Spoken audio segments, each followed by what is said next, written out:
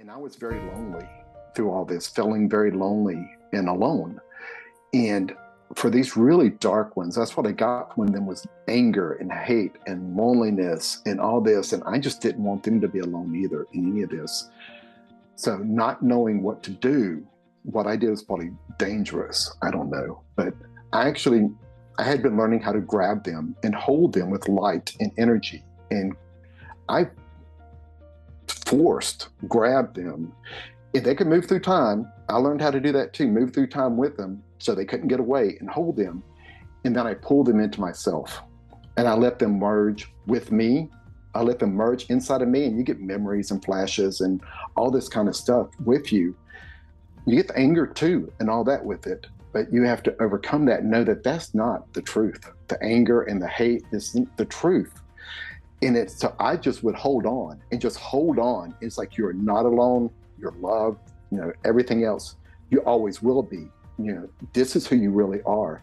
And I would just hold that until what it felt like. You got to accentuate the positive. Wow, I feel good. A little bit of feel good goes a long way. You're listening to Karen Swain, teacher of deliberate creation, accentuating the positive, showing you a way to a better life. Accentuating the positive, it's not just fad, it's sanity. Who in their right mind would accentuate anything else? If you feel like that's what you want to do. Hello and welcome to another show, Accentuating the Positive with Karen Swain. Always a blessing to be with you all. And please remember, if you're liking the shows, hit that subscribe button, send us a like. If you're on the other platforms, I think there's a fire and there's different things. Leave us a comment. Love to know what you're thinking about the shows. Well, have we got a fascinating show for you today with Don Hudnall. Welcome, Don. Perfect. Hey, thank you. Thank you. It's so nice to be here, Karen. Did I say your last name right? You did. It was perfect. Good on you. Now, I met Don through the Wish Alliance, which is now called the Galactic Alliance. Sheila has changed the name of the Wish Alliance. Wish stood for, or stands for, walk-ins, indigo, starseeds, hybrids. But now or Sheila has included everybody and called it the Galactic Alliance. And Sheila puts on a couple of free or by donation events twice a week, actually. And Don, I found Don in that group and then heard you speak at the Wish Alliance and loved what you had to say. We've got so much to explore today. You've had such an amazing experience, some amazing experiences, Don. Cool. I mean, I'm looking forward to it. And I love just having a conversation with someone. So thank you. What I loved about what you said is that it wasn't until you saw the walk-in conference that you knew that there were people out there like you, and like with all the groups that are online, getting people together with this information. That's really the crux of what we're doing with my online group, the Inner Sanctum, where we meet a couple of times a month. And then Sheila is doing it twice a week, which is crazy. And but mind you, I've got the show that I'm doing as well. So, if you want to check them out, you can go to thewishalliance.org, which is now called the Galactic Alliance, but I think you can still find it under the URL, thewishalliance.org. And if you want to find, there's a Facebook group too. I think if you put in walk-ins, indigo, starseeds, hybrids, you'll find the group there. And also my group is called the Inner Sanctum, which I meet once a month with a guest teacher, and you get to meet somebody that I've had on the show, and once a month with me. And we have the Awakening Empowerment Network Facebook group where all sorts of people share their shows, everybody's sharing stuff. So you're welcome to join there. It's, it's all open. You can just join. You don't need to be approved, and meet some people in there. All right, let me tell you a little bit about Don. He sent me his bio here. So, Don, you've had many psychic and spiritual experience since you were a child. A scientist by trade with a degree in toxicology, Don started his professional career by investigating uncontrolled hazardous waste sites for the US government's Environmental Protection Agency, the EPA, followed by a job in Environmental Health and Safety Department at Bell Helicopter Textron. So did you fly helicopters? Oh, no. I worked in the corporate department, just trying to keep people safe from chemicals, radiation, asbestos, things like that. Oh, cool. Did you go up in them? I love helicopters. Did you go up in them a lot? Did you go Not a from- lot. I did get a tour in one of them once, but I did get to see them all built from ground up, testing, other pilots going through training, even the tilt rotors. And you've seen that on like the Transformer movies when the blades go forward and backwards. Mhm. We built those as well. Yeah.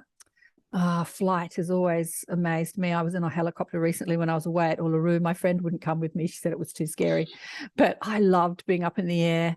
And I was chatting to the helicopter guy about, the cost of running them. And he said, it's not the petrol so much, because petrol's so out of control at, price at the moment. He says it's the parts, because the parts break really easily and they keep having to replace the parts, which was interesting.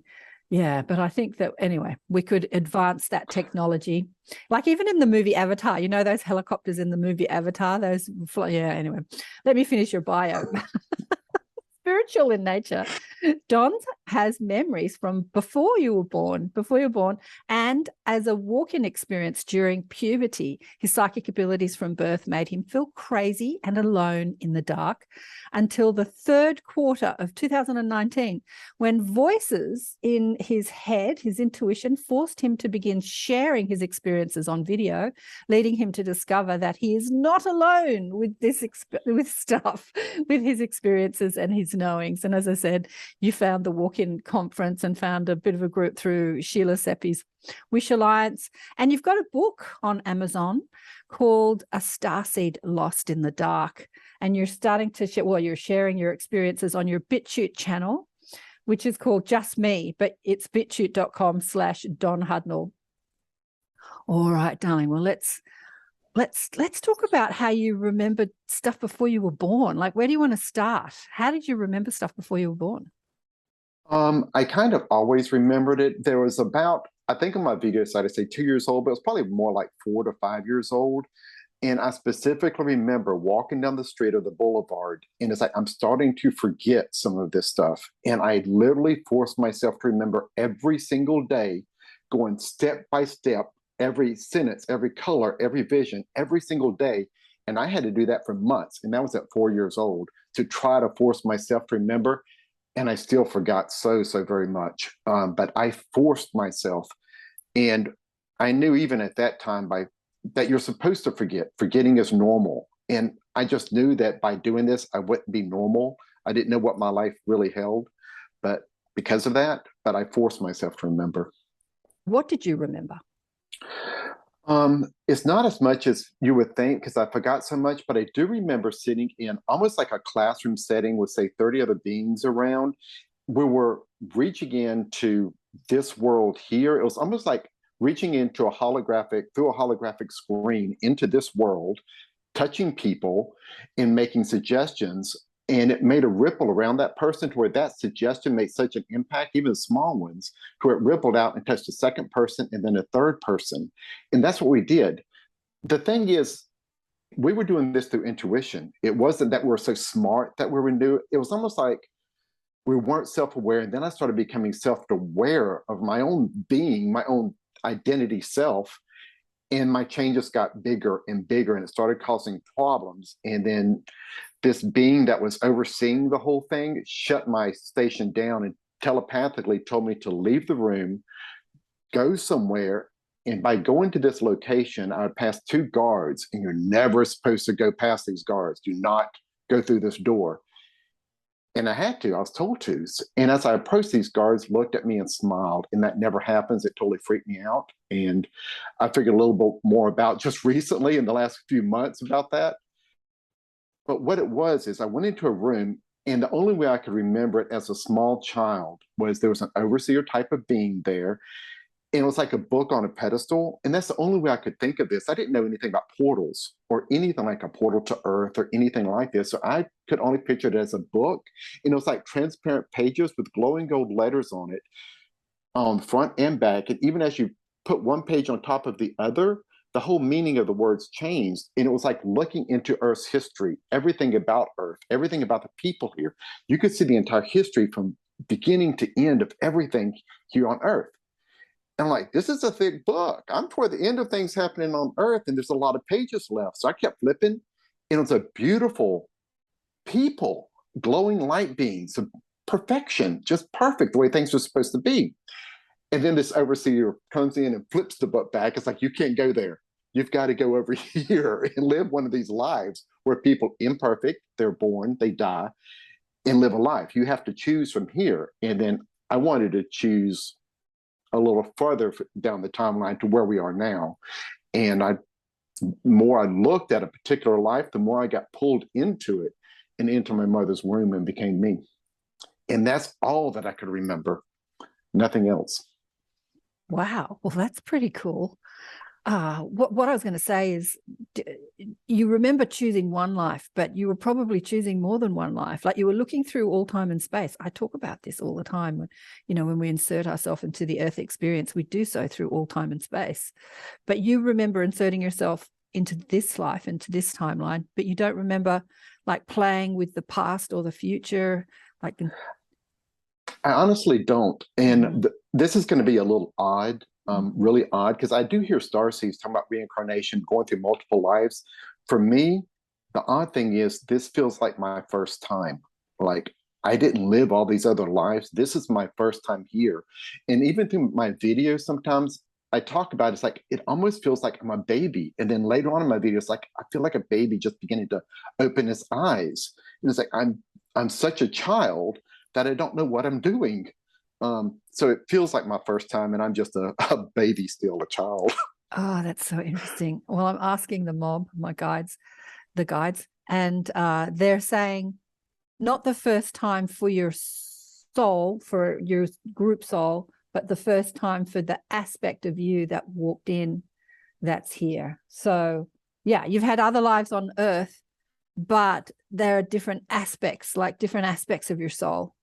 That's what they're saying. But the aspect that is present and talking through us right now, yeah, first time for that aspect, because we're bigger than just one entity, one soul. Like, we're everywhere.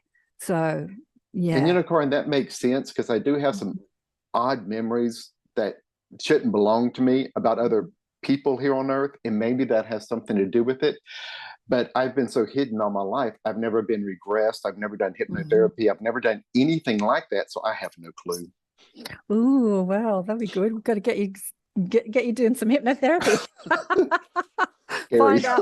Find out more. Well, the thing about hypnotherapy is that it just, you can access the Akashic field, the quantum unified field, but you can actually do it yourself in meditation. It's just that with hypnotherapy, you've got someone focusing you, because as the human mind is so scattered that we kind of start to focus, and then we start thinking about what's for dinner. I've got to, and when you got someone that's helping focus you and keeping you, yeah, it just really helps. All right. So what happened as a child? What were the experiences that you were having, your psychic experiences?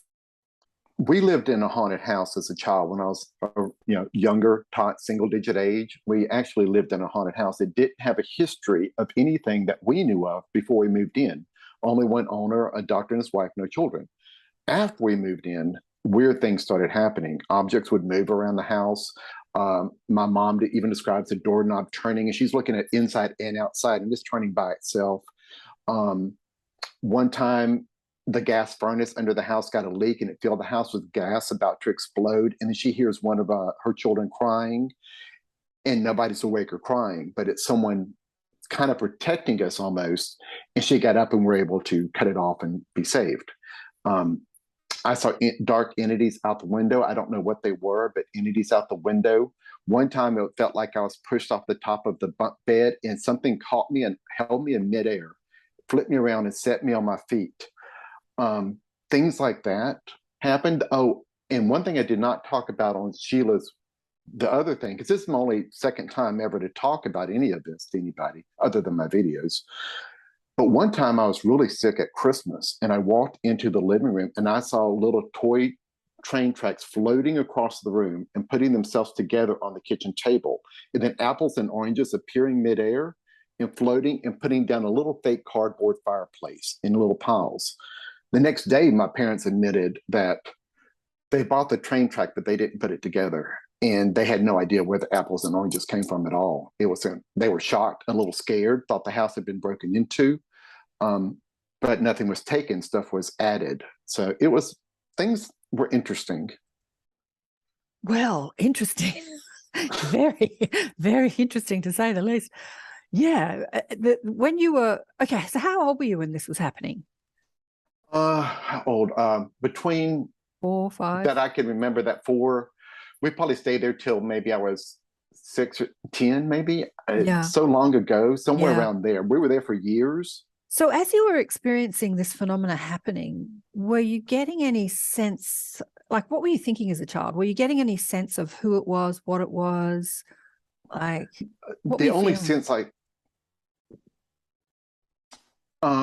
there were several things. Mhm. I did get a feeling that there were these other entities out there that really didn't like me so much, that were outside the house, but they couldn't get in. Then there was this second set of entities inside the house protecting us. Mhm. And it was almost like a clash or a barrier doing something there. There was also another thing that had been happening quite often. Several times, many times, I'd be laying on the bed at night, and it would be like floating through the bed, through the roof, and up and out. I don't call that astral travel. I don't know what it was, but I remember floating up and out and just being up there, not knowing what to do. And I barely remember a few times. It's almost like there were other beings there with me. And the direct impression I got was, it's like going to the dentist. It's not fun now, but it will help you in the future. And I only remember that happening a few times. That memory, the floating was often, but that memory of other beings there was only a few times that I could remember. But for me as a child, there were so many weird things happening anyway. This is normal. This is absolutely normal, floating through the roof and all that. This is just part of growing up human. I didn't know any better. I mean, I was a child. I just didn't know better. So you just go along with it. And weird things always happen. Weird things always happen. Well, I guess, like you say, they weren't weird to you when they were happening, which is how it is, really. When you start to explain your experiences, I find the same. At the time they're happening, it feels completely normal. It doesn't feel weird, it just, to me either. Anyway. But the beings, you keep saying beings. What did they look like? The beings outside the window. I never really knew how to describe it, but the ones outside the window were about 3 to 4 foot tall, floating off the ground, because the house was pier and beam off the ground. So they were floating off the ground.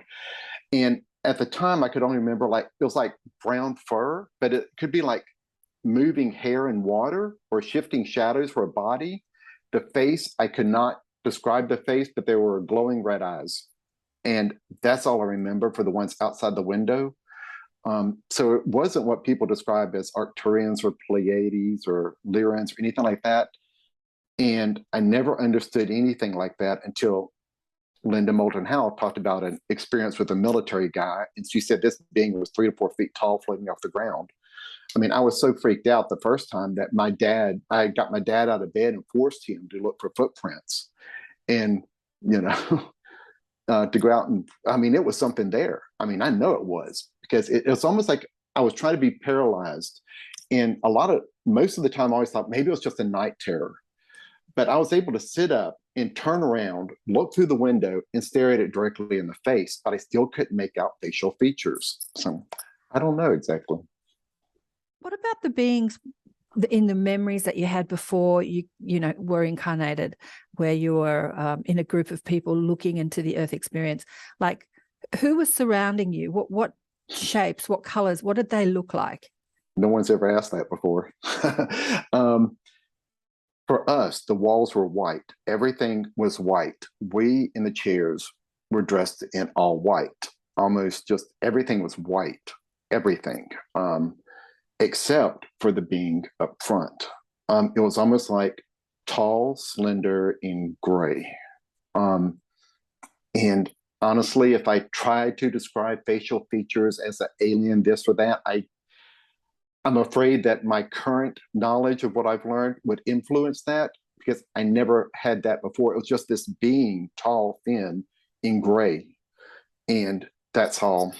I couldn't tell you a facial without trying to overlap some common knowledge memories. Yeah, that's why, hypnosis would help.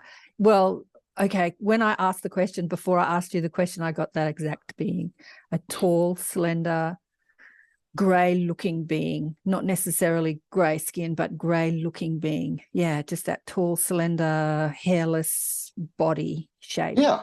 Yeah. Yeah. Hairless. Yeah. Yeah. Not necessarily big head, like more sort of, yeah. Yeah. That's what I get. Yeah. Yeah. So you're right on it. the tall greys. Yeah. You're one of them, baby. One of them. Okay.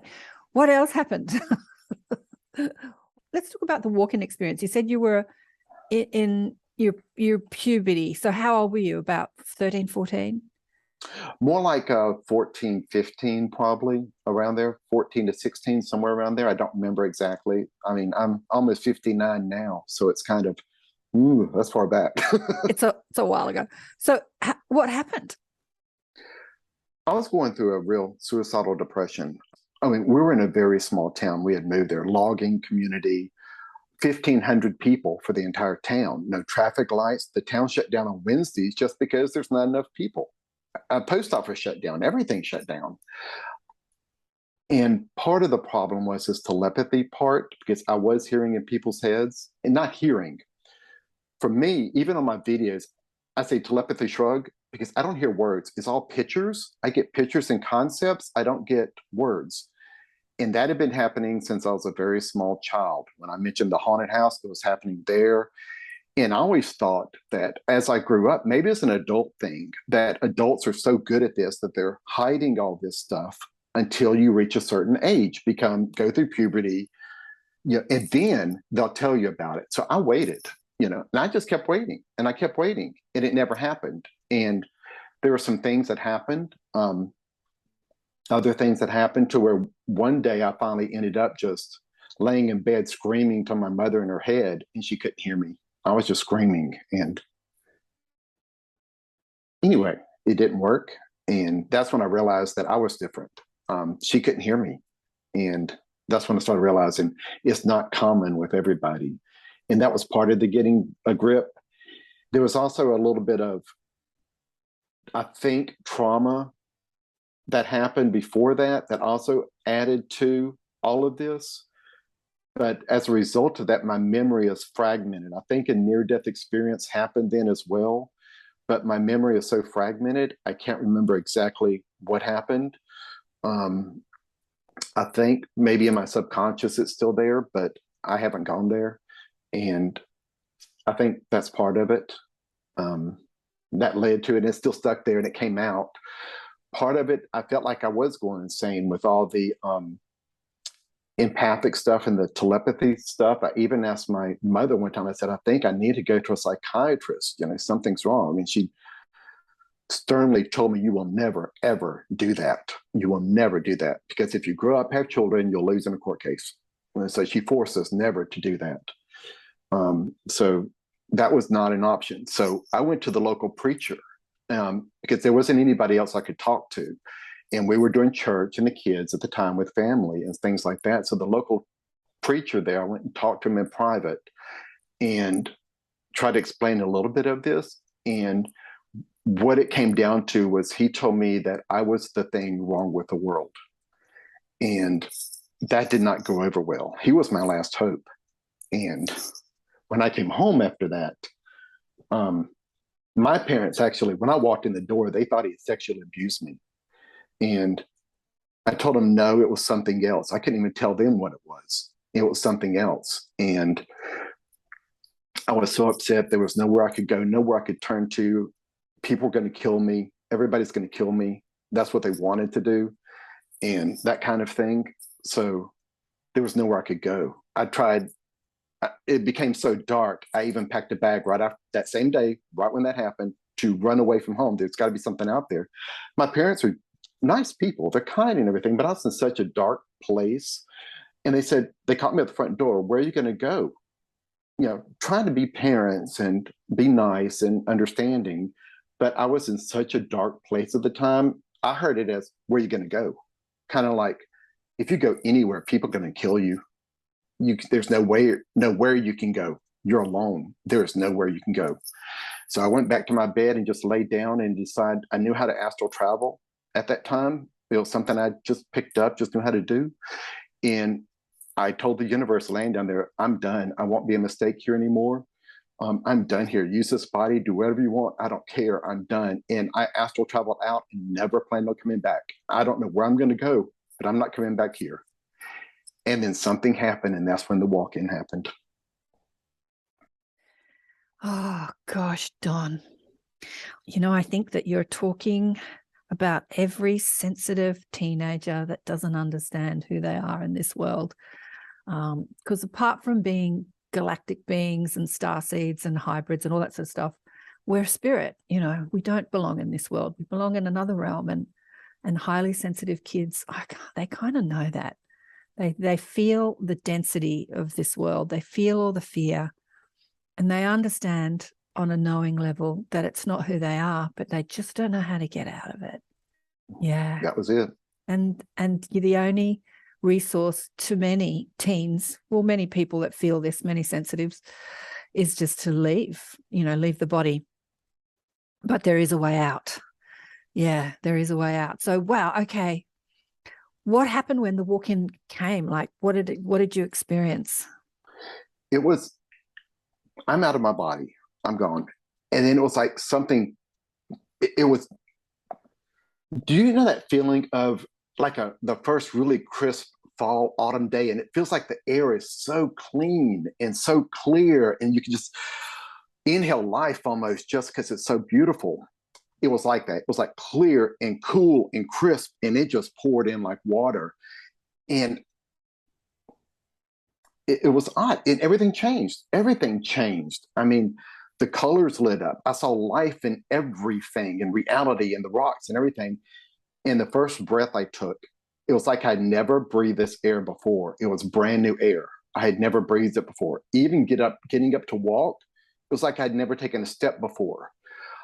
Even my mom walking down the hall, it's just like, this is all new. This is brand new. My mom asked me to cut a lemon, and I didn't know how to cut a lemon. And she handed me the knife and like, this is how you do it. I'm just like, why am I destroying this object? I mean, what's going to happen? And I cut it, and it's like, it's still called a lemon. There are two of them now.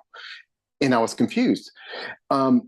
It took several months, 3 to 4 months, for me to really get a grip and almost come back to normal a little bit.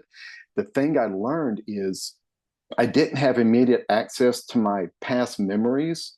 I had to search for them. I mean, I literally had to stop and go, really search my memories. Like, how do I get on a bus or walk to school? What am I doing? What am I supposed to do? And I had to really search my memory. So I hear some walk-ins forget completely, but I didn't forget completely. So I thought, well, my first part must still be here, but there's something else that happened.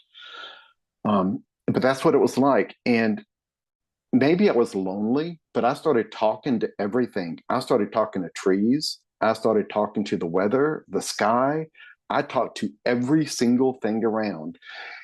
And some of it started responding, physically responding. And I found that to be interesting and odd, but I couldn't explain it.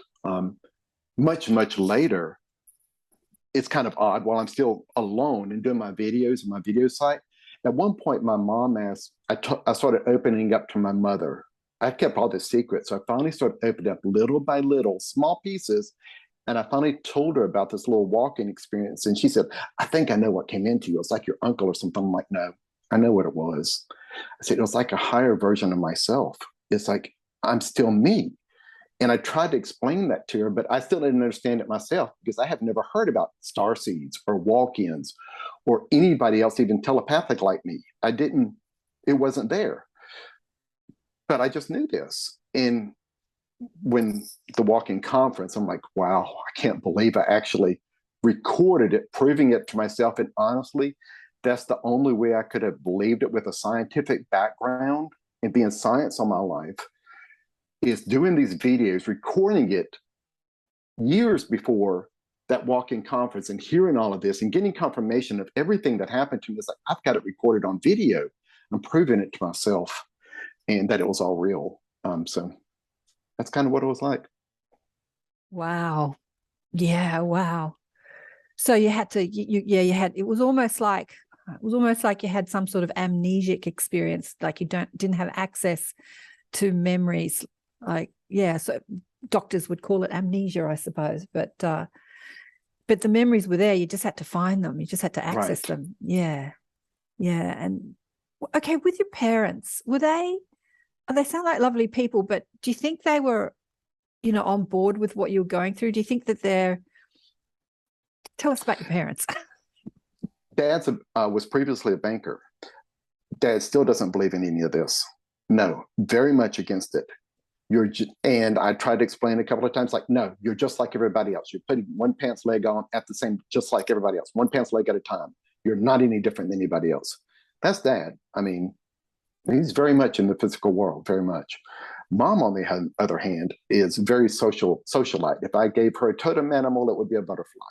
Yeah, she's all over the place. She loves being social, really decorative, and it's wonderful.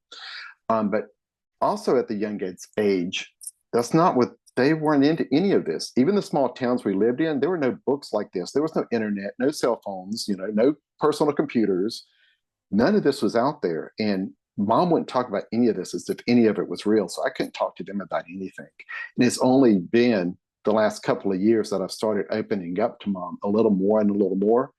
And now she's relaying some of her experiences that are just like this. And then I remember back to my grandmother talking about how she would float through the roof and go flying at night. And then just a couple of months ago, my mother, our family history from her side goes through Clan MacLeod in Scotland on the Isle of Skye. And her last trip there, she met some people on a ferry, a couple of guys, and she actually opened up about a couple of her experiences to the Clan MacLeod people. And she's like, I don't know why this happened. It's just so weird. And they both put their hands on hers and said, that's because you're one of us. And it's like, oh, wow. She just told me that a couple of months ago. I don't even have it on video. But so she's opening up more and more about her experiences. So it's like, okay, I guess that's where I get it from, is through that bloodline over there. Yeah.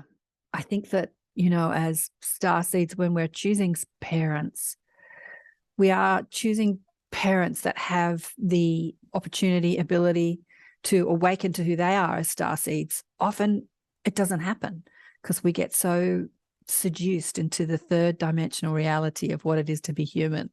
Make money, pay the bills, drink a lot of alcohol, whatever it is. But people just, many starseeds don't awaken. They just don't remember when they have an opportunity to. But as people like you who do awaken, it's an opportunity for your family to awaken as well. Like as you start to share your experiences, it's an opportunity for her to remember too, and grandma. Yeah. Yeah, I think she is. Wow, that's amazing. So your mum's still alive. How old is she? I think she had you young, right? She had me probably when she was 18. Wow. About 18. Okay. Right off the bat. And I have 3 siblings, 1 year apart. Wow. Yeah. So if I'm almost 60, she's about 78, 77, something like that. Yeah, she's relatively young still. And Dad, is he still around? He's still around, yeah. But he doesn't do much anything. He likes watching his television programs in his recliner. Right. And that's how we stay asleep, sitting in front actually, of... Go on. I've been working on him for a while lately, and he is coming around to opening his mind a little bit in these later years. Okay. Even to the point where I think it was a couple of Christmases ago, I did something that I put on my videos and people disagreed with it, but he gave me a lot of money for Christmas. And I told, money is his thing, being a past banker, money is his thing. And I'm like, no, I don't want it. Can I trade this in with you? I just want a hug every time I see you forever, for the entire year at least. Every time I see you, I must have a hug. Whether we argue or fight or whatever, I must have a hug from you no matter what. And that started a big change. And it's been really nice. You're making me cry. It's worked. He has a trouble walking too, needs a walker a little bit. And one time I left without a hug, and he chased down the driveway to get his hug. And I thought that was amazing. So it's actually a good thing, I think. Oh, I'm a mess now. Okay. Let's talk about, can't cry on camera. I've got mascara on. It's true, though. I end up with panda eyes. Oh, that's so sweet. That's what it's all about. That's why we're here. I had a session with someone yesterday. I mean, I was giving a session, and I often learn from my sessions because I'm channeling the whole time, even though it doesn't look like I'm channeling. And Jesus was talking about love and what we're doing on this planet. And they were talking about, what we're exploring here on this planet is love and fear. On other planets, on higher dimensional, higher civilizations, they've got the unity thing. They've got the love thing. They're not exploring, what it is to be loving and what it is to hate and love. They've done that. They understand the unity of all things, that we all come from pure positive energy and that we're all love. But here on Earth, we don't. And that's the game. That's the show here. We're exploring all aspects of love, what it feels like to feel unloved, what it feels like to return to love. Yeah. It was so interesting what was coming through yesterday. It was beautiful. Awesome. Oh, okay. Protection. So you said a couple of times that you felt protected when you were in the house as a kid. What and who do you think is protecting you? Honestly, I don't know. When I did my videos, before I knew anything about star seeds or anything, there was a video I did called The Choice, and it was almost like dark, light, positive, negative. I even said angels and demons. I didn't use extraterrestrials or anything like that because I just don't know how to describe it. It's two different facets, and I even talk to these all the time throughout my life. Driving down the road, I may just be talking to air, to this or that. And sometimes if I get real angry, I almost get other impressions with anger and hate and violence that want to talk to me like that. And it's just like, I'm here just listening to all of it. So I don't know what it is exactly, but it seemed like they were opposites. And I know this is a world of duality and all this kind of stuff. And the impression I get is that this dark part is required to be here in order for this world to exist in this duality. And that's the only impression I got. And what was it? August of 2020, around there, things came to a head, and I even put on video. It was a very emotional video I did talking about the choice. These two groups of entities showed up in my bedroom. The darker ones were like shadows moving in my room, dimming lights as they moved in front of it. The other ones with so much of a positive feeling, almost like a little glowing light with gold sparkles in it. It was almost like that, two opposites, trying to force me to make a choice between them. Which one do I choose, this one or this one? And it ended up eventually with a choice being, I don't choose either one. I chose this higher source, this higher conscious. I don't like calling it God because that seems too limiting, honestly. And after the religious experience as a teenager with the preacher telling me that, I don't like those terms because it's so limiting. This is so much bigger. So I call it source, consciousness, whatever it is. That's what I chose, not these two groups. Beautiful. Yeah. You got it. You got it, honey one. Yeah, I was asking, because I was listening to you this morning on the Wish Alliance before we came on, and you were talking about protection. I was talking to the mob and asking, about your angelic team, because all humans have an angelic, team that are helping them as we navigate this third dimensional experience. And I said, was it his angels protecting him? And they said yes and no. Because of where you come from, the group that you come from, which is an incarnated galactic group, they have the ability to help you out in your human experience as well. And so the angelic team can sort of step back and let this other group help you. But if they need help in helping you, they'll help them help you. And I was like having this chat with the mob this morning. I'm going, Oh, yeah, cool. Because when you're a soul incarnated into whatever experience, whether it's a galactic or a human experience, and you reach out to help another, that's kind of what we're all doing here. Like that's a lot of what the galactic, that's their intention. Like here on Earth, we're just learning about love, but in other higher civilizations, we're learning about how to help other civilizations. So the angels said that they don't necessarily interfere if they don't have to. Yeah. Awesome. Yeah. I never thought of it like that. That's pretty cool. Yeah, that's what I was saying this I love morning. it. Well, okay, so something happened to you in 2020, the download, not the download. Do you want to tell us about that? I was in my shower and I still don't know anything about star seeds or walk-ins or other psychic people. I've seen one video on YouTube at this point, about 3 or 4 days before. There's a person with psychic abilities, and I realized I'm not alone for the very first time. It's like I am not alone. And that seemed to open something up, open a door of getting rid of this loneliness, that I'm the only person here like this. And I was alone at home, taking a shower, and then the universe just opened up. Everything just opened up. And I grabbed the handrail as I collapsed in the shower onto the shower floor, because I started getting these images of people all around the earth with all these different emotions at the same time. And I'm getting all the emotions, everything. And I start crying and it's not coming out of my nose. I can't hardly breathe because it's just so much. I can barely breathe.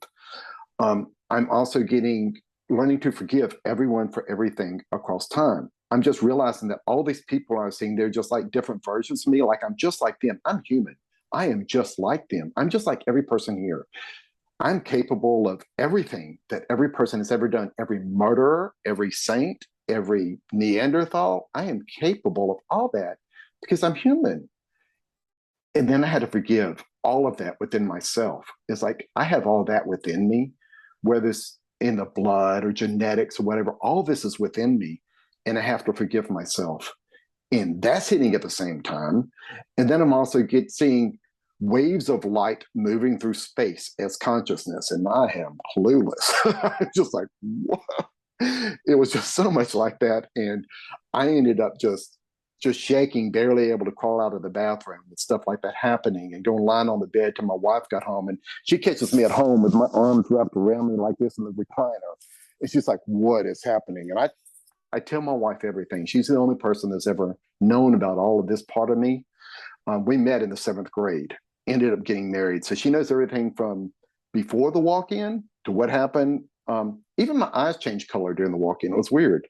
But she knows about all of this part of me and accepts it. So I told her, and she went out and got me some comfort food and came back, and she is wonderful. But I totally lose track. So Karen, where were we? I completely lost track of everything. Yeah. Where were we? We're working download 2020 download. Oh, the download. Yeah. One thing that had been happening for all my life also is, I don't know if it's a type of remote viewing, but looking at a flat surface, since college, it started in college. The first time it happened, looking at a flat surface, I would see reality out there, things in other parts of the world that were happening.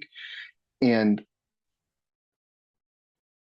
I don't know that I want to go into that one because it was pretty dark. It's really dark. But what I saw in that bar in college actually happened, and I read it in the newspaper the next day. And I reached out telepathically through this wall to this young girl. She heard me, and it was reported in the newspaper what I was trying to talk to her in her head, and she was screaming about voices in her head, and it just went negative.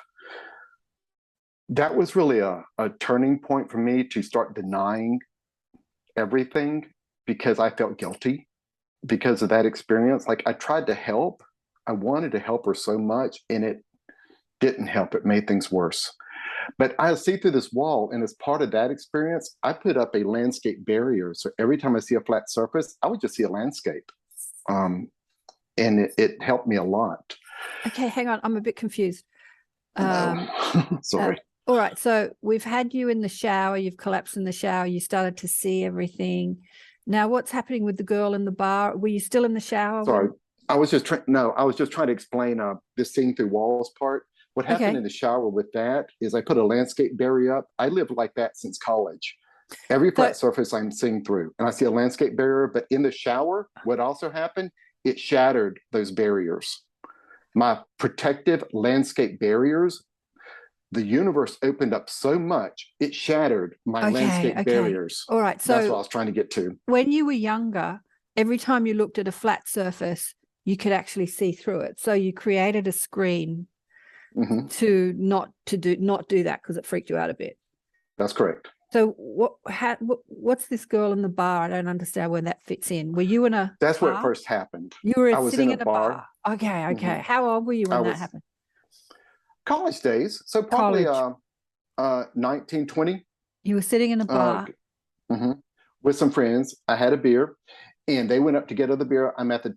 Do you really want to? It's dark. I don't know if you want me to talk about it. Yeah, sure. Yeah, so you Okay. looked at a flat surface and you could see through the wall and you saw Yeah. There's to my left. There's a Yeah. half wall between me and the bar. There's a Mhm. couple sitting at a table there. Past Okay. the couple, I'm like, I am seeing a young girl through this wall, Mhm.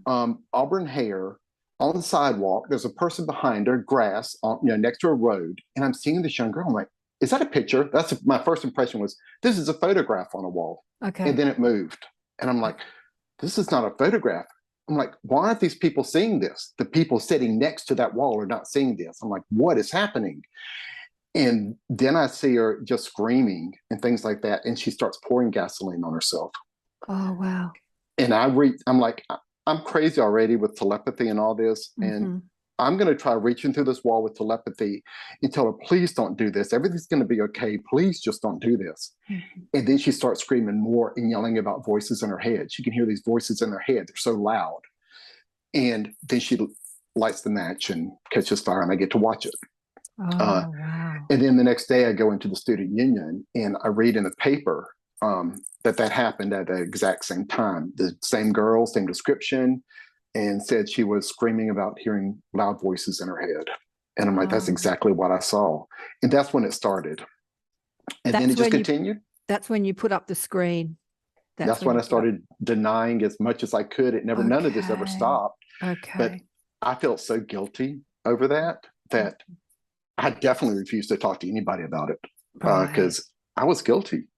And that's the way I felt for forever. Yeah, well, you weren't guilty of anything really, except for trying to help somebody. The thing about it is that when you try and help someone, they can accept it or not accept it, whether it's a voice in their head or not, that's free will. That's free will. That's where So, it started. So in the bathroom, when all that happened in the bathroom, Mhm. it shattered my barriers. I had used those to protect myself see, from I all this see. that's out there, and it shattered those walls. I didn't know it shattered the walls Mhm. until I got out of the shower. I left the house in my truck, and now roads are flat, so I always see through the roads, the landscape barriers.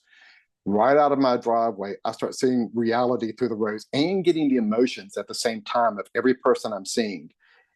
And I recorded a video live as it's happening. I'm like, oh my God, I'm freaking out, just freaking out.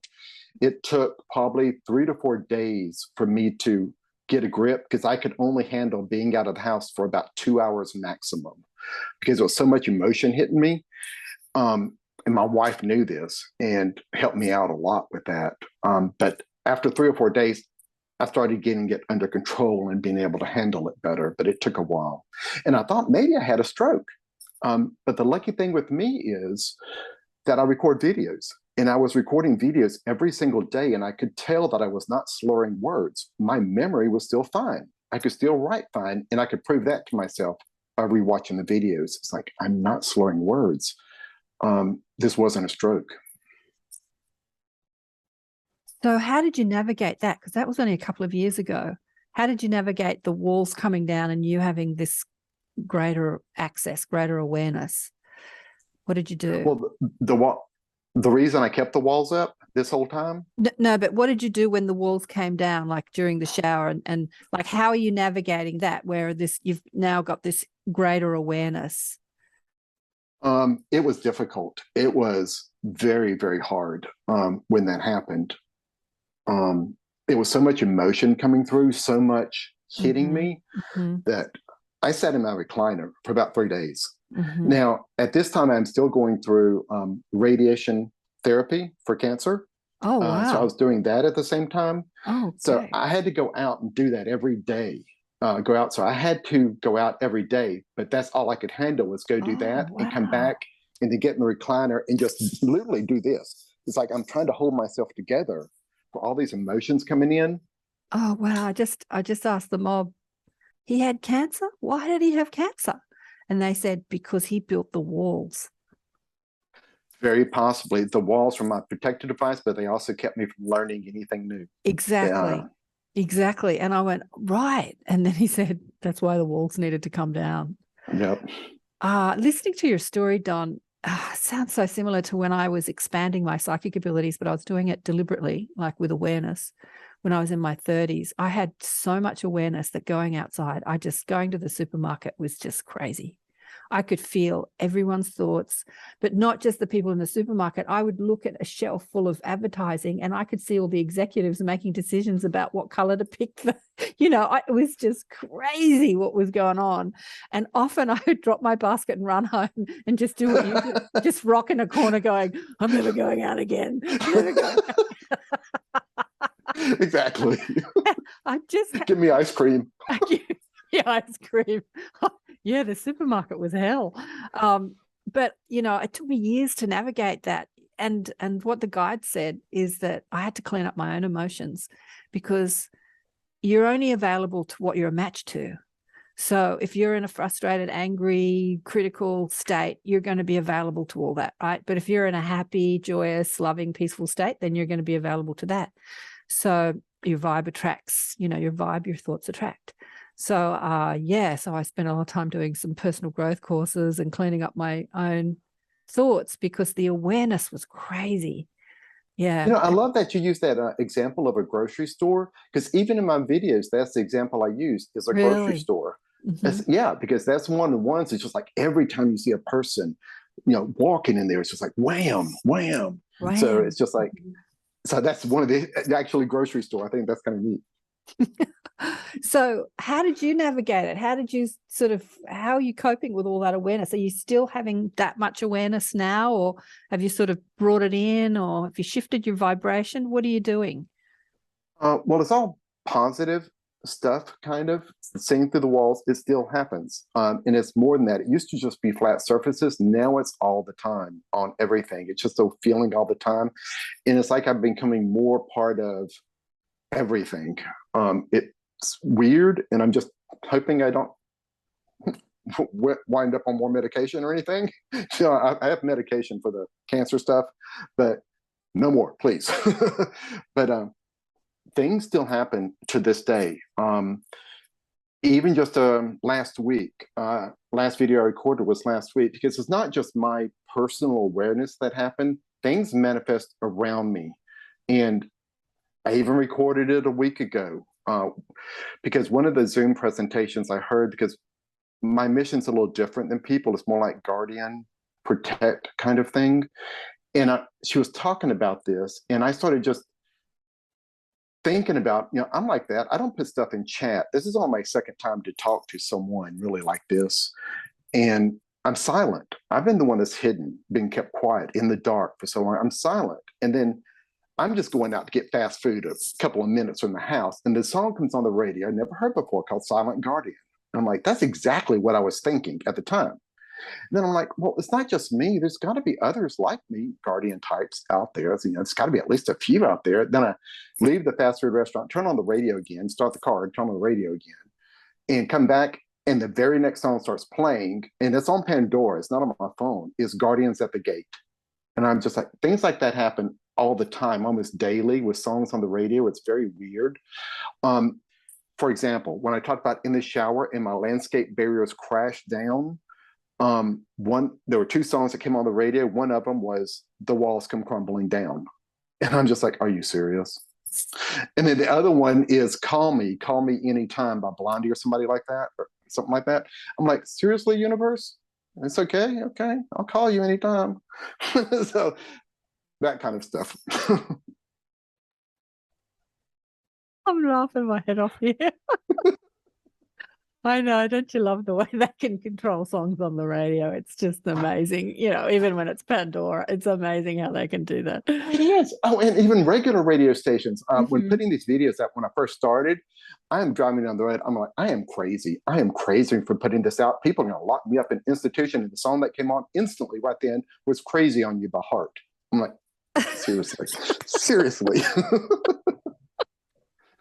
Oh God, I know. I remember a few years back, I went to a meeting of a whole lot of healers, and we all went out to dinner and we had great conversation. I was driving home, and every sign I looked at was answering the thoughts in my head. It was almost like it was so orchestrated, and I just laughed all the way home. It's like I'm driving the car and I'd look up at a billboard and it would directly respond to what I was thinking, driving home about the conversation that we'd been having. It was just every sign I looked at was, yeah, life can be just a fantastic adventure when you allow it to be.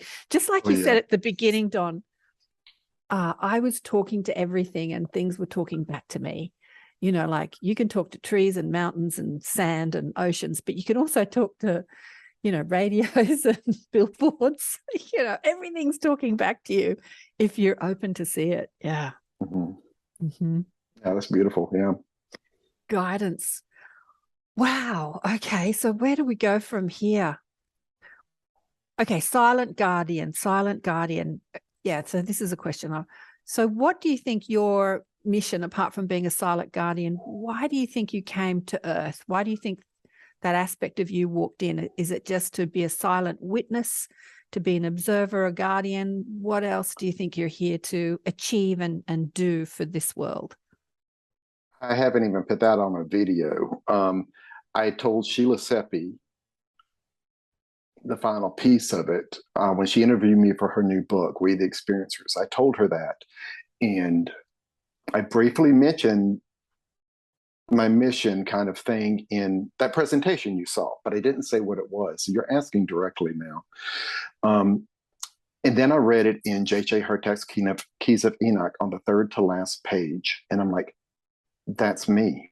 It's going to sound arrogant, and I apologize for that. But the way I've lived my life, I've always tried to help people. And dealing with the two sides, the light, the dark, positive, negative, angels, demons, all this, learning about the two and trying to understand both sides, it's almost like what I have in my head and have had for a while is what I want to do is something that I can't do until after I die. I have to leave this place in order to act like a filter between light and dark. And that's what I get. And that's the way I felt. And I read that in that book and I'm like, oh my God. I mean, it's out there. And I even told Sheila that before I read that in that book. And I'm like, that's what I do. I can feel it.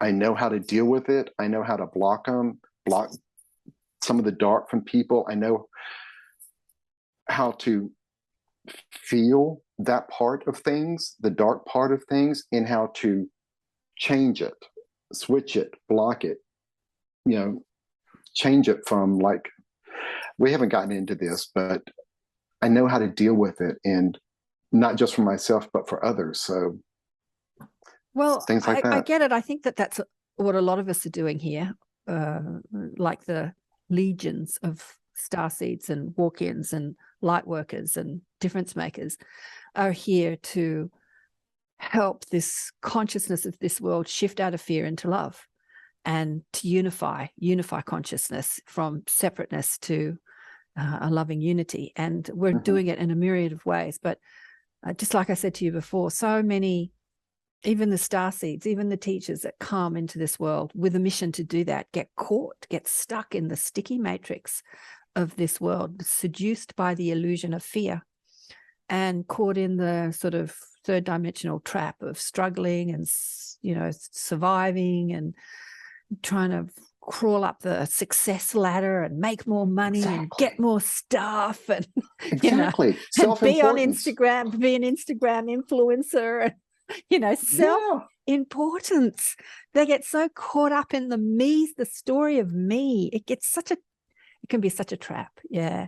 So, and so I've had this discussion with the guides and they said, we sent millions and millions and millions of you because we knew that a lot of you would get sort of trapped and stuck. And yeah. Mm-hmm. And the way I dealt with it is doing very small things to help people, even when I was so almost suicidal, depressed in teenagers. Right. And right after that too, it's like, I want to help, but even if I am lost, even if I'm permanently lost, it's okay. I can still help people, even if it's in a very small way, smiling at someone when they might need a smile, very small ways. And that's what I'll do. Doesn't matter how lost I am. That's what I'm going to do. Oh, making me cry again. Yeah. Yeah. I mean, that's the way out, isn't it? Is to focus on love and focus on unity, and not focus on you, focus on we. Move the focus from me to we. What can I do? How can I help? How can I contribute? I mean, that's the way out of the trap, of the jail, the imprisonment of the ego, which says, what's in it for me? What do I get out of this? Once I started doing that, I see beauty that way. Right. When you smile at someone just because they might need it and they smile back, and maybe they've had a really bad day, but that's beautiful. I mean, that's gorgeous. When you help someone in a small way and it really does help, that's beauty. That's real beauty. Yeah. So your mission here is to transmute the darkness to light, basically. And you said that you could do that more effectively out of the body than in the body. I don't know. I disagree. I think you're doing it well in the body. Yeah, they actually taught me how to do that here. Because seeing through walls, even into like what some people call the astral, I could see ghosts and things like that, lost souls. And what I've learned currently, I'm still just a novice. I don't know all the terminology or anything, but I did this right after, started learning it after the walking experience in high school and college, so very young. And the ones that I really were attracted to help the most were the ones that were really lost, like the poltergeist, the damaging ones, the really lost one, not just people stuck in a simple moment or something like that. It's really helping the dangerous ones. And that's the ones I get attracted to help. So how do you help them? And as I'm just thinking, all that kind of poltergeist activity that you experienced as a kid, the haunted house, was like your training ground. That was like your education. So it's been that way my whole life. Yeah. They've been training me. Yeah. So how do you help a soul aspect that's stuck in that loop of illusion of negative, fear? How do you help them? For me, I think it's different than most people, because when I've heard other people talk, it's just answering questions and helping them understand things. For me, with really I didn't know what I was doing. And I was very lonely through all this, feeling very lonely and alone. And for these really dark ones, that's what I got from them, was anger and hate and loneliness and all this. And I just didn't want them to be alone either in any of this. So not knowing what to do, what I did was probably dangerous. I don't know. But I had been learning how to grab them and hold them with light and energy. And I grabbed them. If they could move through time, I learned how to do that too, move through time with them so they couldn't get away, and hold them. And then I pulled them into myself, and I let them merge with me. I let them merge inside of me, and you get memories and flashes and all this kind of stuff with you. You get the anger too and all that with it, but you have to overcome that and know that that's not the truth. The anger and the hate isn't the truth. And so I just would hold on and just hold on. It's like, you're not alone. You're loved, everything else. You always will be. This is who you really are. And I would just hold that until what it felt like, what it seemed like in my mind, in my visions or whatever, it was like darkness just melting away, pieces coming off, just disappearing, until it was just them, the true part of them left, the positive, true parts of them left. And In the past, I mentioned I had a near-death experience, and that was so overwhelming, so positive of source. I mean, it blew everything out of my mind out of the water. That's always been in my head and what it felt like. So what I would do is reach up to that source and almost like a beam of light, trying to touch it and remember what it's like. And this is true source and joy. This is beyond love. This was beyond love. This was perfect joy beyond a perfect joy. I mean, and it was almost like showing them the way home and like a path to go home. And then they would go out of me and go home. And that's pretty personal. And my mouth is gaping open like. So that's what I would Did you mention you had a near-death experience? I don't remember you mentioning that. Did you mention that? When did you have a near-death experience? I think I just said the words really quickly. When I had this traumatic experience before the walk-in, my memory is fragmented, and I did have a near-death experience. Okay. It was amazing and overwhelming, wonderful. And I mentioned that on a couple of my videos, what it was like. But I used that, and the reason I think it happened during this traumatic experience, because I think I was drowned, and after some other stuff happened to me, I think I was drowned, and then I came back, and the people were gone, and then I had to find my way home after that from way out in the woods, kind of thing. But I can't picture it down to a time when that near-death experience happened, so I think it happened then, and because my memory is so fragmented around there. So I don't know. But yeah, I did have a near-death experience, and what that felt like and what I saw, that's what I use to show them the way home. Wow. Wow, that's incredible.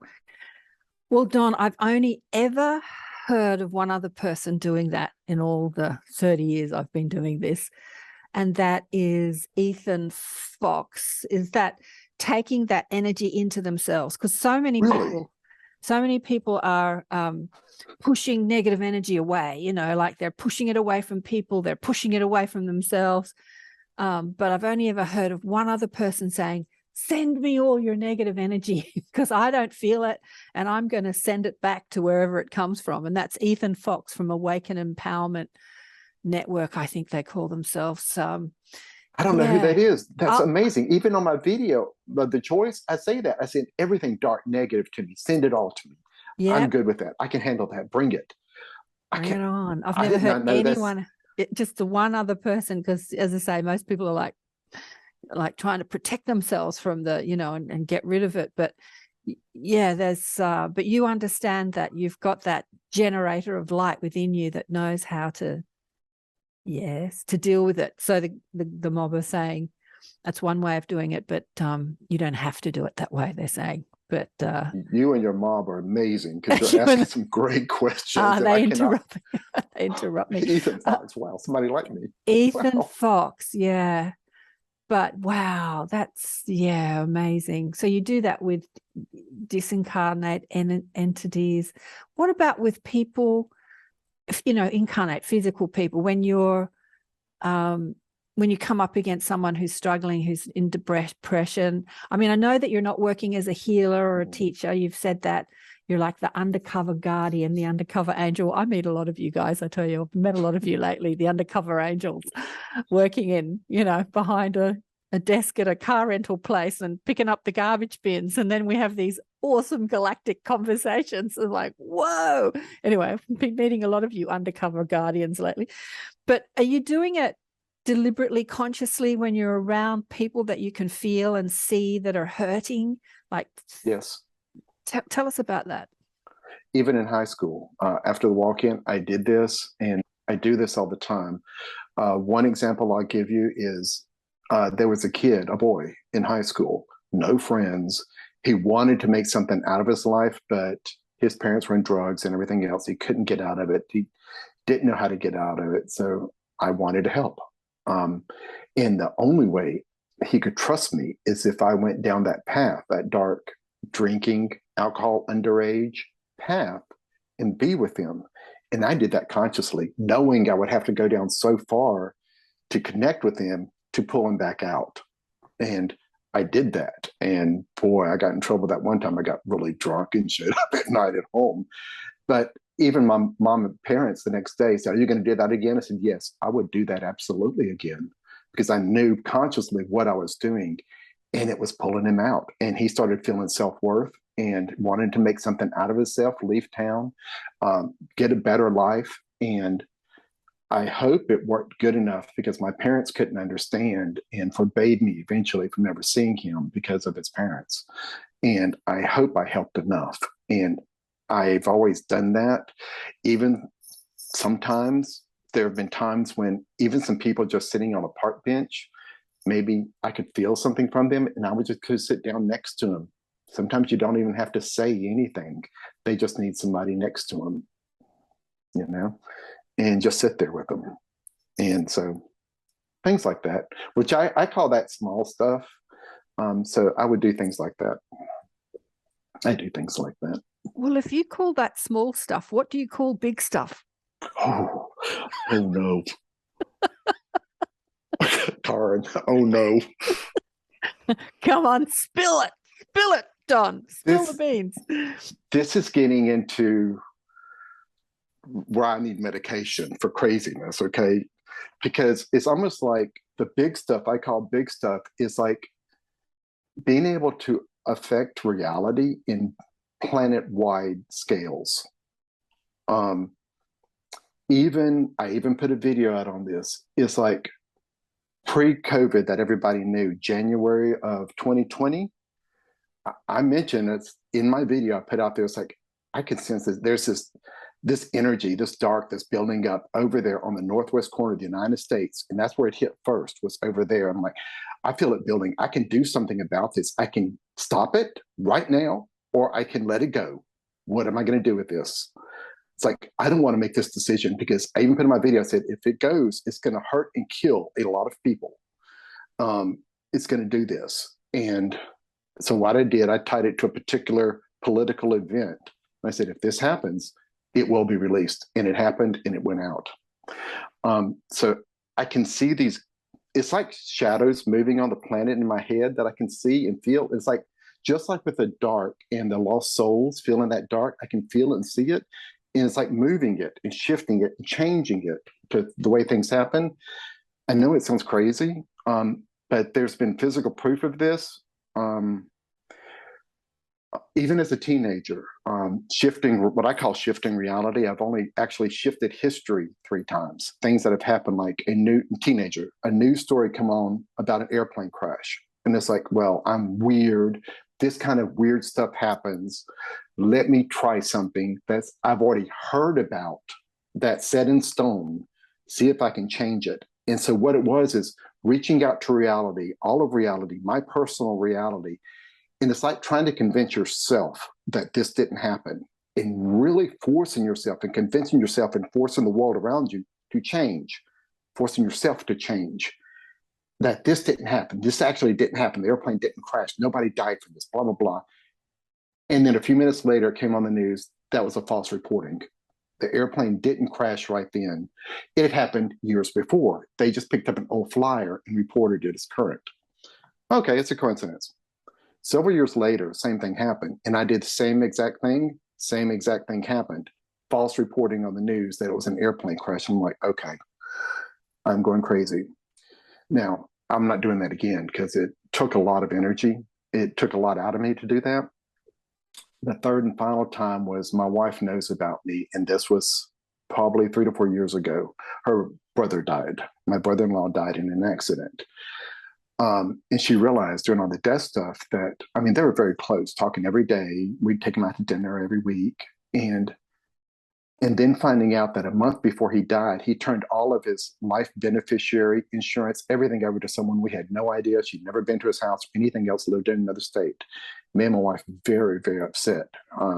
She wasn't getting any money, none of that. They had always been each other's beneficiaries for everything, and it made her really upset. And she knows me, and she asked, can we do something about this?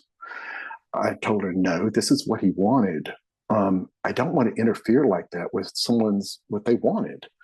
And she kind of forced me to, and, well, not forced me to, but she's my wife, So she kept talking. I'm like, fine, I'll try something small and try to do something. And then what happened is the actual text on the phone saying all this changed. The black and white text on the phone changed. Signatures on documents changed. And she got enough money out of that, pretty good amount of money. And we bought a new car. It's sitting in our driveway right now out of it, pay cash for it, put some, in investments and stuff. That was the third time. And I told her that's the last time I'm going to do that. I will never do that again. What sounds like you're doing, Don, is that you're jumping timelines. You're jumping parallel realities.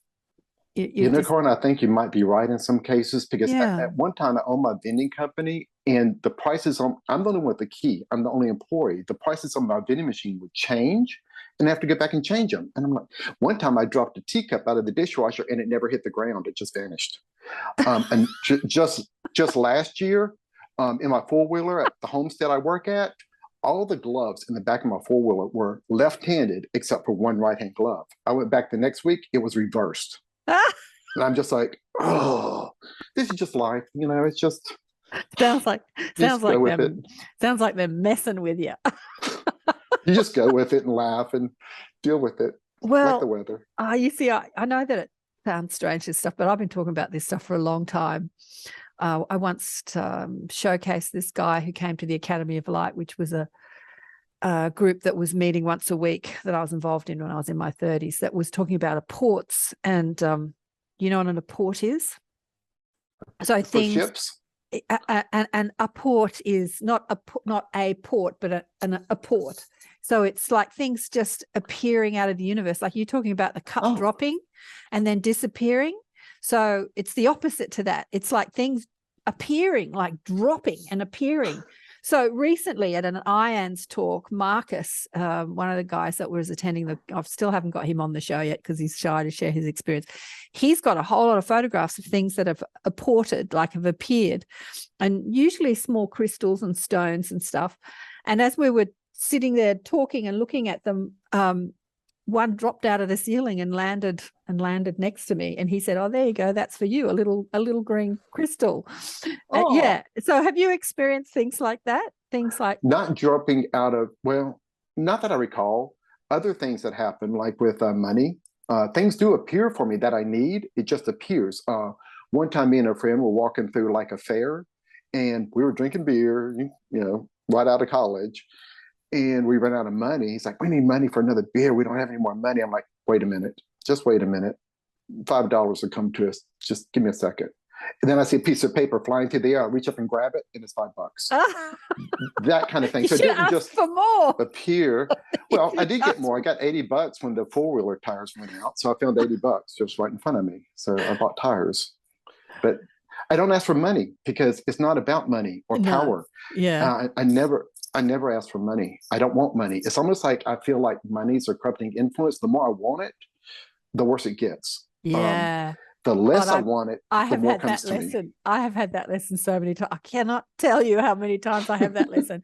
Every time I reach out to make money in some sort of investment way, I lose everything I have. It's almost like the universe is saying, "Stop looking for money. Like, just get on with it, Karen." Like that's getting stuck in that sticky matrix of, I'm going to find more money. And it's so seductive. People are like, "Let me tell you about this investment. Let me, put your money here, make money there." Every time I do it, Don, I lose money. It's kind of like the universe has given me a message. That's why I walk through the life going, it's like, I don't want money. I don't need money. With my dad, he's always a banker. It's always about money. I keep telling him money is not important to me. No, keep it out of my life. But if I need it, it'll show up. If I need it, it'll show up. And that's exactly what's happened to me. Yeah. Exactly. If I need it, it shows up. I was telling a friend about it the other day, and they go, "God, people give you money all the time." And I go, "Yeah, they do." If I need it, it shows up. Beautiful. I know. Every time I try and make money, I fail dismally. But if I need it, it shows up. Yeah. Wow. This is such a fascinating conversation. I don't want it to stop. We've been going for about an hour and 15 minutes. Oh, you've got so many things to share with us. And I've really enjoyed talking to you, Karen. I mean, it's really a pleasure talking to you. Blast. Yeah, I mean, I suppose you've heard Mary Rodwell. I heard you mention Mary Rodwell, Yeah. I think this morning when I was listening to you talk at the Wish Alliance. Cosmic Conversations or the Conscious Awakening series, wherever you were talking. And, you know, she has little kids that say this sort of stuff to her all the time about the big stuff, you know, about creating universes and changing timelines and, you know, molding the energies of the universe. And yeah, so yeah, when we understand who we are, how big we are, you can do this stuff. But, you know, I've had a couple of people on the show this year that have talked about Cynthia Sue Larson. Check out her work. She talks about parallel realities and shifting realities. And I had a woman on the show, lovely woman, color therapy woman. What was her name? Come to me, where she said that she had this boyfriend she was in love with. He broke up with her, didn't want to have anything to do with her. And she understood that she could shift timelines. And so in her mind, she did the same thing. He's in love with, you know, she just thought about as she wanted it to be. And that totally happened. He changed his mind, came back, they got married happily for 30 years. But yeah, just shifting these timelines. If you're going down a timeline where stuff's not working out for you, maybe there's one where it is working out for you. Focus in that way, focus on the positive, accentuate the positive, and you can choose a timeline that you want, more positive timeline. Mm-hmm. Yeah, wonderful. Beautiful. Yeah. Wow. Don, this has been amazing. If people want to reach out to you, how can they find you? Do you want people to reach out to you or do you want to stay undercover? People can, if they want, I have an email, DHUDNALL, the number 8 @gmail.com, but I don't have any other social media other than that video site that you mentioned at the beginning. No website? Those are the only two things. No website, no Twitter, no Facebook, no Instagram, none of that kind of stuff. Mm-hmm. Because I figured when I put this stuff out, I didn't know anybody like me existed and I wanted to stay hidden. So I used a very much smaller site thinking, you know, if I get lucky, one person will see it and I'm okay with that. It's just, I found you. I feel like, you know, we're in the time where people like you are coming out of their closets, out from under their undercover operations. And it's time now to talk. You know, Susie Hansen, who's a contactee, dual soul experiencer, she sees herself having a grey soul, human soul. She talked about the 3 waves of volunteers, which Dolores Cannon talked about. And the second wave are the communicators. They're the experiencers that are coming out, and they're usually older. You know, they've had a lifetime of experiences. So they're usually in their 50s, 60s, 70s. They come out and they start communicating. And she said that this is a part of the puzzle piece of the Great Awakening. When people start to share their experiences, then people like you and other people feel like they're not alone and it's safe for them to share their experiences as well. Yeah. So. Oh, that's awesome, because I did feel alone for so long. And I hate for anyone else to feel alone like that. Yeah. Oh, Don, it's been so beautiful to chat with you today. Thank you so much. Thank you so much. Whoa. Wow. How was that? I mean, God, there's so much more to Don's story than we had time for today. I thought I wouldn't go too long, otherwise we'd be here for 5 hours talking about all his experiences. As usual, he and I were swapping stories after I turned off the recording. He was telling me about he went through another depression when he was in his 40s and he was beaten up on himself. And then he was driving a truck and the truck was, you know, moved over to the side of the road. He felt the truck being moved. And I was telling him about the same thing. I was experiencing some negative thoughts and I felt someone take control of my car. I was going up a hill. I put the brakes on and they slammed me into the back of another car.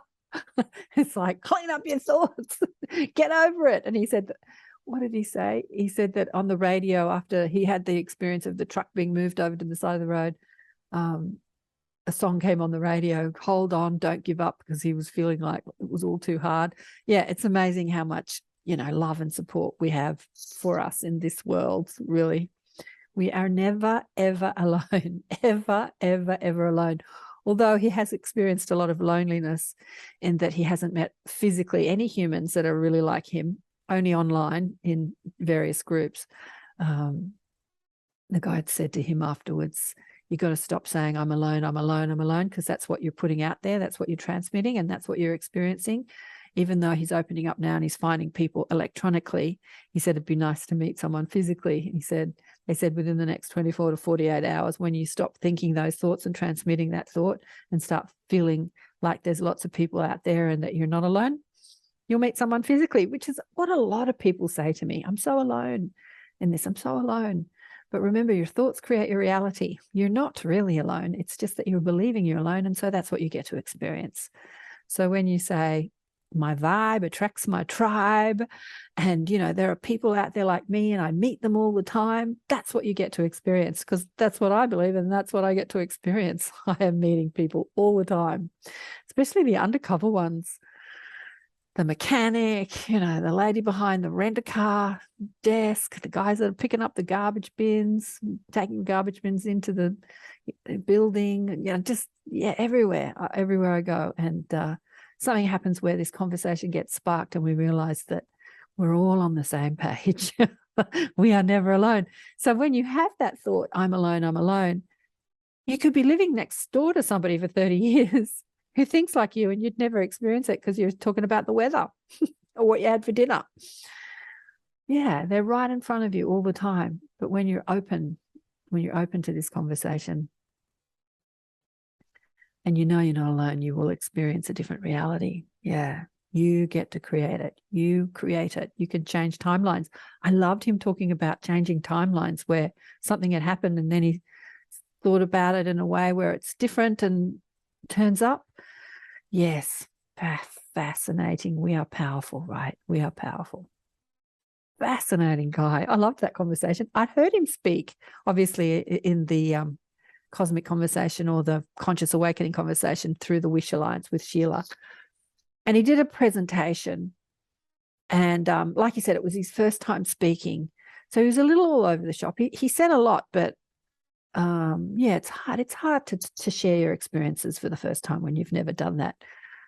So I was looking forward to sort of directing his conversation more today and quizzing him, like going down, because he said, yeah, that happened, and you skip over it and you don't really go into it. And then you've got a million questions like, how did that happen? Where did that happen? So I was looking forward to it. And yeah, I really enjoyed that. Beautiful, beautiful conversation with Don. Amazing man, an amazing man. Really beautiful man. Anyway, all right. I'll get him into the inner sanctum. You can come and meet him and quiz him. I asked him if he wanted to go on other podcast shows, and he goes, you know, not really. It's not something that he's like desperate to do. But I said when he does, I'll give him some other podcast shows if he wants to share his experiences more. Yeah, beautiful. All right, I'm going to go have some breakfast and lunch, nearly lunchtime now, and I'll see you all soon. I'm not sure who's coming in into September. Still haven't heard back from Marina. We'll see. She might come in, but I've got some other people teed up if she doesn't respond to my email. And we're going to have another galactic conversation. Kat's coming to say hello, as usual. Jumps on me. But yeah, I'm online once a month, sharing my stories and teaching deliberate creation. It's now on the new Galactic Alliance website. Sheila has changed the name from the Wish Alliance to the Galactic Alliance, and she's got some groups there that you can join. One of them is mine, called Psychic Awareness and Deliberate Creation. Once a month, the first Saturday, the first weekend of the month, you can come and chat about that. It is free or by donation. And then once a month, I invite a guest teacher to come and share their stories as well. Sheila's still doing it twice a week with the conscious awakening conversations and the cosmic conversations. She's a trooper, and yeah, so you can join those conversations. They're 6 and 7 p.m. Mountain Time on Mondays and Thursdays, which is our Tuesdays and Fridays in this part of the world, in the middle of the morning, which is a good time for me sometimes. I'm not working to seeing a client or doing a show. All right. Love you all big time, and remember to check out the book Awakened by Death if you haven't already, and I'll see you again soon. Bye for now.